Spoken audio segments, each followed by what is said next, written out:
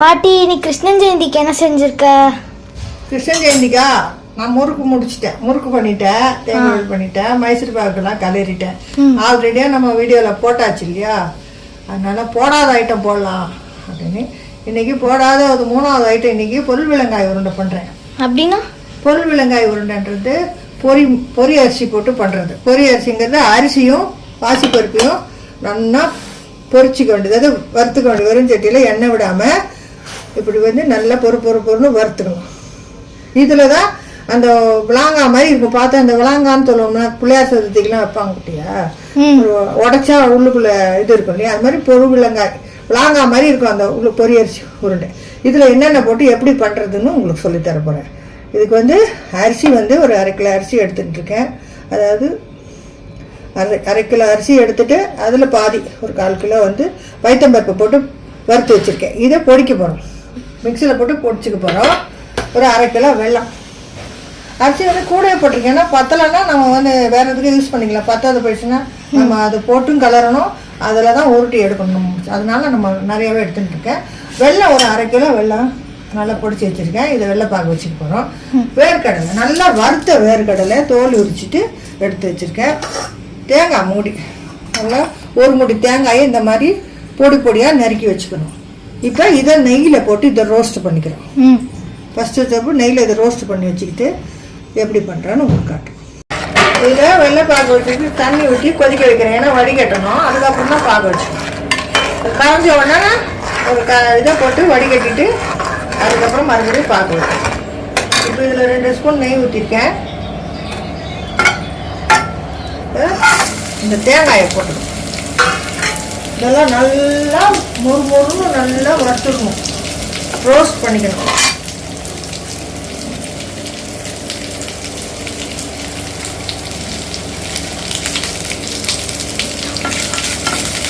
இது பழங்கால அந்த காலத்துலேருந்து இது என்னென்னா ஆயிலே பழவாங்க. இது ரோஸ்ட் பண்ணிக்கிட்டு கொண்டு தான் 1 ஸ்பூன் நெய் ஊற்றிக்கிறோம் இல்லையா.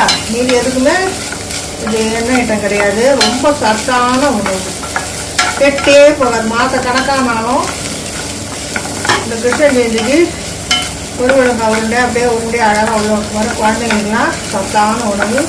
ஸ்கூலுக்கு எடுத்துன்னு போகிறதுக்கும் ஸ்நாக்ஸாக சாப்பிடலாம். வேர்க்கடலை, பொட்டுக்கடலை எள்ளு காட்டில் உங்களுக்கு அது போடணும். முக்கியமாக வெள்ளை எள்ளு போட்டுருங்க. கருப்பு எள்ளு நான் போடல, வெள்ளை எள்ளு.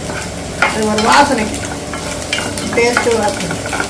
கருப்பு எள்ளு ஒரு அபசகுணம் மாதிரி இருக்கனால அதை போடலை, அதனால் வெள்ளை எள்ளு போட்டுருக்கேன். இப்போ தேங்காய் வறுக்கும் முறையே இதையும் போட்டு வறுத்துக்கிட்டா ரோஸ்ட் ஆகிடும், நல்லா வெடிச்சிடும். வெடிக்கிற சத்தம் கேட்டுதா? அப்படியே தேங்காயும் ரோஸ்ட் ஆகிடும். இந்த எள்ளு ஒயிட்டு எள்ளு நல்லா ரோஸ்ட் ஆகிடும்.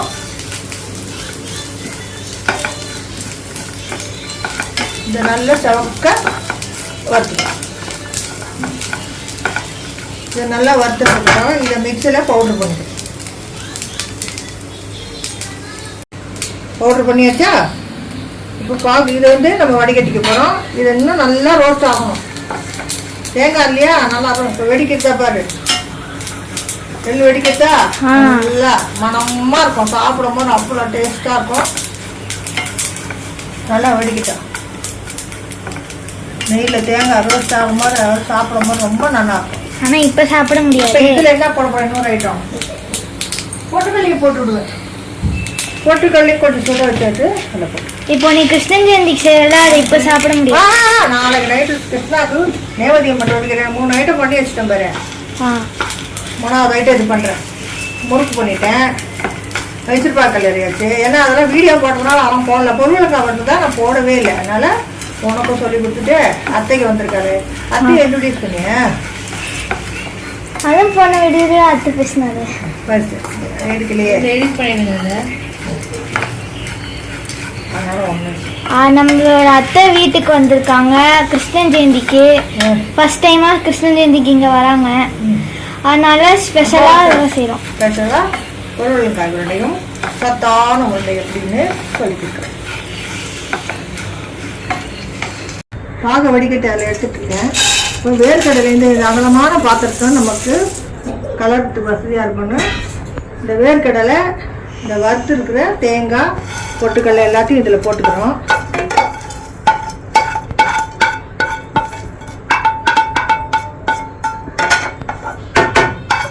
இது இருக்கட்டும். இப்போ இந்த பாத்திரத்தில் இந்த பாகு இருக்கு பார்த்தியா, அந்த பாகு வடிகட்டி வச்சுருக்கோம் இல்லையா, அது இன்னும் கொஞ்சம் திக்காக பாகு ஆகணும். அதனால இதில் ஊற்றிக்கலாம்.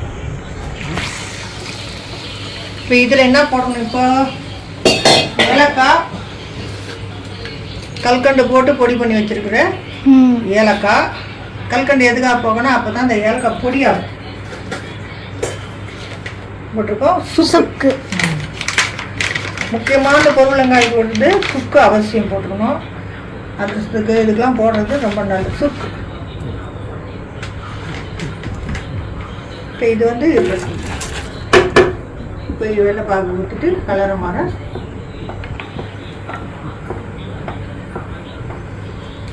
ஒரு 10 நிமிஷம் ஆச்சுன்னா செட் ஆகிடும்.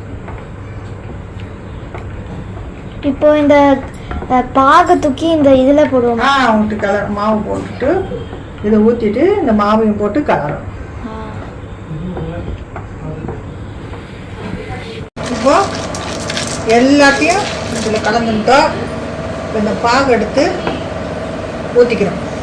இல்லை வேர்க்கடலை, இந்த பொட்டுக்கடலை, வெள்ளை எள்ளு, தேங்காயை நல்லா நெய்யில் ஊற்றி இப்போ இந்த வெள்ளத்தை எல்லாத்தையும் வெள்ளைப்பாகை எடுத்து ஊற்றிட்டோம். பாகு தேவையான பாகு இப்போ மாவு போட்டு கலரும் போது செட் ஆகிடும். இதை கம்பி பதமாக ஒரு கம்பிக்கு மேலே அடுத்த பாகு இருக்கும். ஏன்னா முத்திரை பாகு எடுத்தாச்சுன்னா நமக்கு உள்ள இந்த மாதிரி ஆகிடும். மாவு போட்டு கலர முடியாது. இப்போ நம்ம இந்த மாவு போட்டோடனே கையில் வச்சு பிடிக்கணும். ஆமாம், பிடிக்கிற மாதிரி ரெடி பண்ணுவோம்.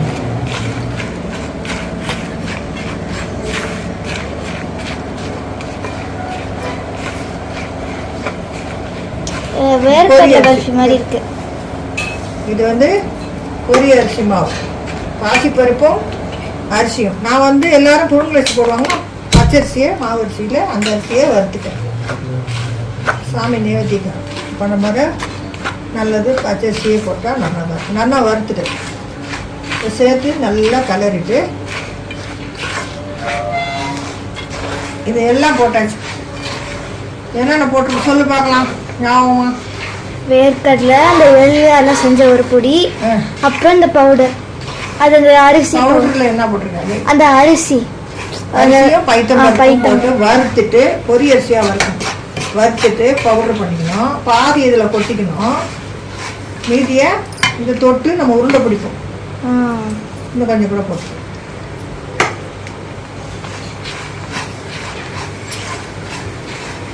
ஏலக்காய் சுக்கு போட்டாச்சு. வெள்ளை எள்ளு போட்டுருக்கேன். வறுக்கும் தேங்காய் வறுக்க மாதிரியே வெள்ளை எள்ளு நல்லா கலந்துட்டு ஆறுன உடனே நம்ம உருண்டை பிடிக்கணும்.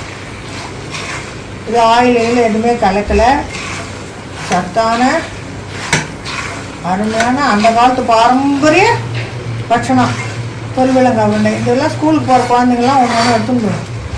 ஸ்கூலுக்குள்ள எல்லாமே இருக்கு இல்லையா. வெளியே பார்த்தா மாவு மாதிரி இருக்கு. உள்ள என்ன இருக்குன்னு நமக்கு தெரியாது. எடுத்து சாப்பிடும் போது தான் தெரியும். இதில் என்ன இருக்குன்னு தெரியாத பொருள் விலங்காய்ங்கிறது. இதில் என்ன இருக்குன்னு நமக்கு தெரியாது மேலே பார்த்தா. ஆனால் உள்ளே சாப்பிடும் போது தான் நான் அதை டெய்லி ஸ்கூலுக்கு எடுத்துகிட்டு போயிடுவேன். ஆமாம், சாப்பிடணும். எடுத்துன்னு போயிட்டு சாப்பிடணும். அப்போ தான் சத்து. இதில் எல்லாமே சத்து இருக்கு இல்லையா. அந்த காலத்தில் பாட்டியெல்லாம் எவ்வளோ அழகாக சொல்லி கொடுத்துருக்காங்க. நீ செய்கிற எல்லா ஸ்வீட்ஸு எல்லாத்தையும் ஃப்ரெண்ட்ஸ் எல்லாம் பிடிங்கின்றாங்க. எனக்கு சாப்பிடவே இல்லை. எல்லாருக்கும் கொடுத்து தான் சாப்பிடணும்.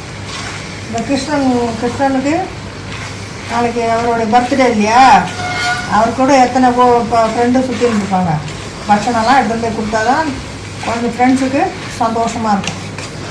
நான் எல்லாருக்கும் கொடுப்பேன். அப்பா ஆஃபீஸ்க்கு, உனக்கு, அம்மா ஸ்கூல் போகும்போது அம்மா, அத்தை போகும்போது அத்தை, எல்லாருக்கும் எல்லாமே கொடுத்து தான் பழக்கிருக்குது. அத்தை ஃப்ரெண்டெல்லாம் எல்லாம் சாப்பிட்ருக்காங்க.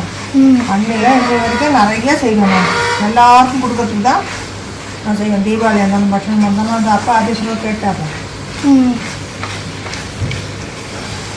இந்த வருஷம் என் மிஸ்ஸுக்கும் கொடுக்கலான்னு இருக்கேன். எல்லாருக்கும் கொண்டே கொடுக்கும்.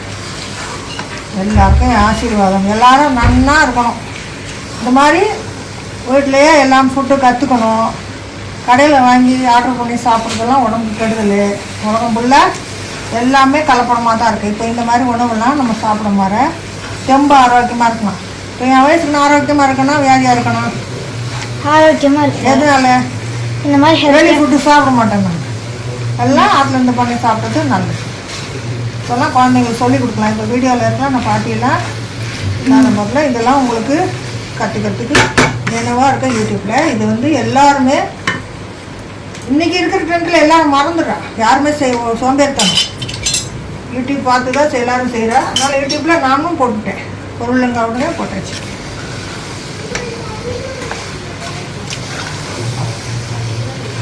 இப்போ நல்லா சேர்ந்துன்னு வருது. ஆறினவுடனே இந்த மாவில் தொட்டு தொட்டு ஊட்ட வேண்டியது. நெய் தடிக்கணும். எப்படி நீ இந்த சூடை தாங்கிட்டு எடுக்கிற? தாண்டாதான் இல்லைன்னா ஒரு மாதிரி ஆகிடும். வந்து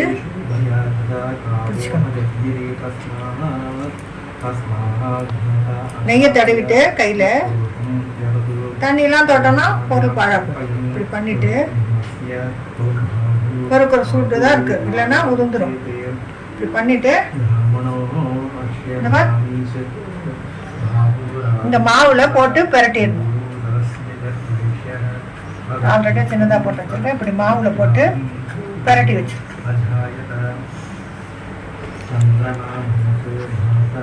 நல்லா நம்ம நெய்யை தொட்டுட்டு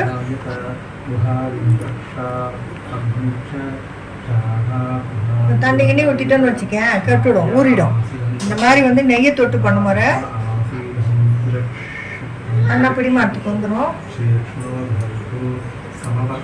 கொஞ்சம் கூட எடுத்துட்டோம். அவ்வளோதான். பிடிச்சிட்டு அந்த காலத்து பாட்டிலாம் சுட சுட எப்படி பண்ணிட்டு பார்ப்பாரு. இப்படி கொதிக்குது, நீங்களும் தொட முடியுமா?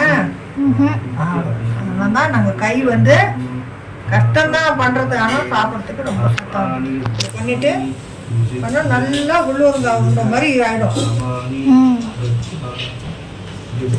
நல்லா இந்த மாதிரி மாவுல அரிசி பண்ணிட்டு வச்சுருவேன்.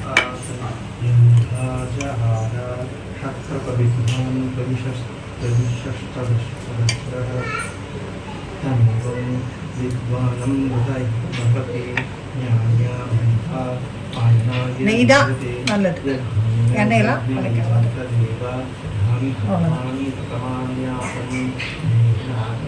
நிறைய தேங்காயெல்லாம் போட்டதுனால கொஞ்சம் பிடிமாட்டு கொஞ்சம் கஷ்டமாக இருக்குது. நல்லா சேர்த்து பிடிச்சிட்டு